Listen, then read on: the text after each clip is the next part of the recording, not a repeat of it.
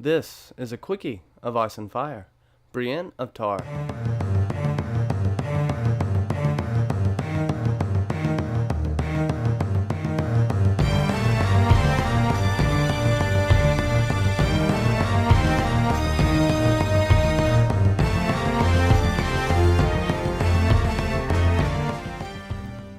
Brienne the Beauty, as she is known, came into womanhood awkwardly.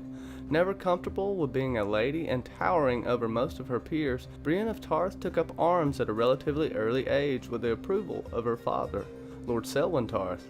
Renly, the youngest brother of Robert Baratheon, was the only person who was polite and treated her like a normal human being, rather than the freak that everyone touted her as. However, she did not let this hinder her aspirations. Through hard work, talent, and driven by her love for Renly, she competed in the melee to become one of Renly's Rainbow Guard, his King's Guard in the Light of the Seven. By the recommendation of her father, she vied for the opportunity to protect the man who once protected her.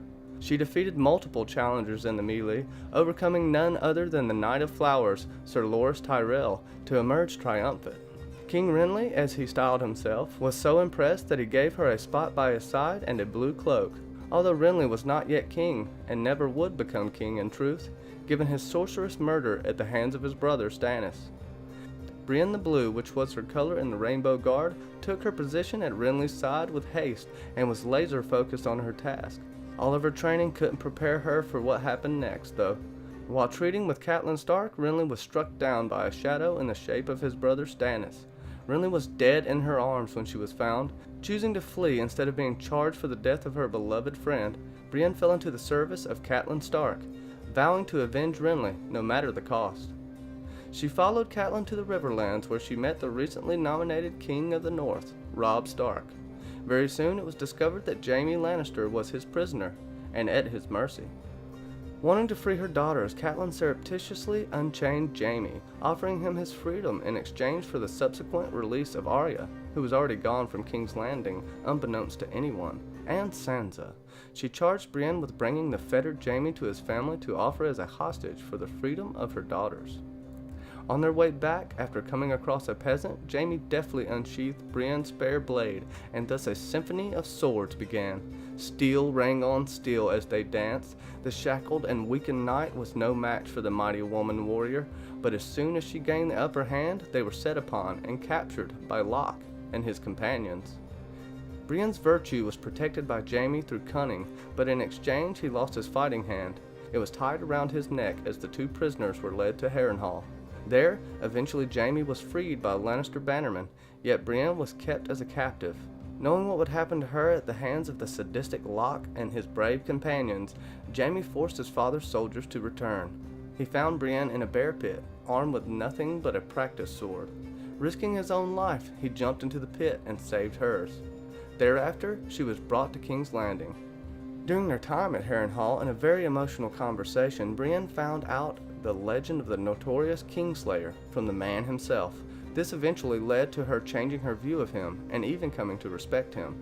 After the death of King Joffrey and subsequent disappearance of Sansa, Jaime charged Brienne to fulfill the oath that she had sworn to the now deceased Catelyn, to find and protect the Stark girls.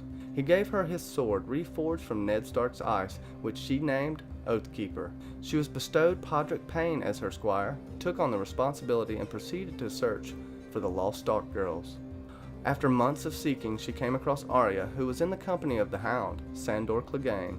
Brienne encouraged him to come with her, but neither Arya or Sandor were having any of that. Brienne and Sandor came to blows, and in one of the most epic duels in the series, she defeated one of the greatest warriors in Westeros. Unfortunately for her mission, Arya hid during the battle.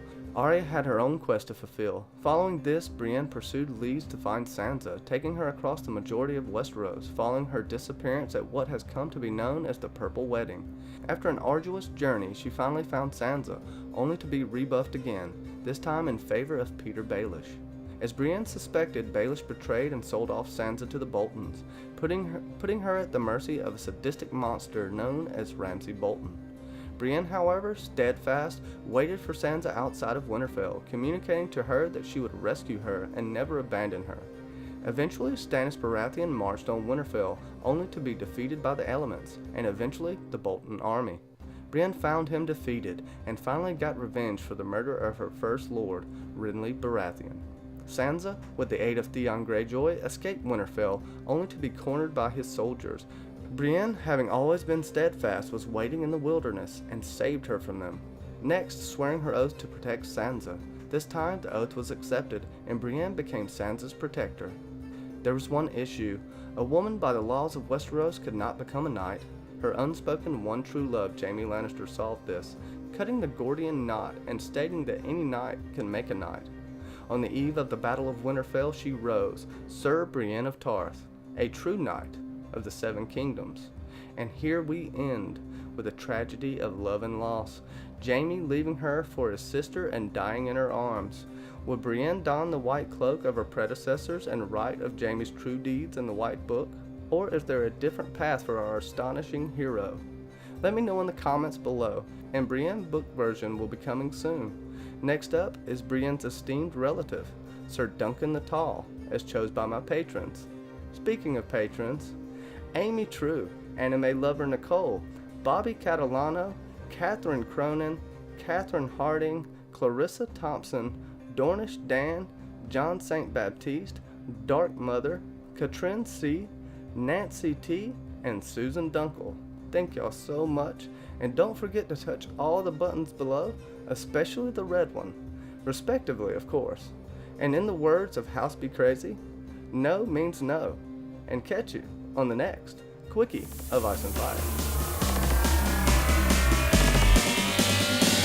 Make them dance.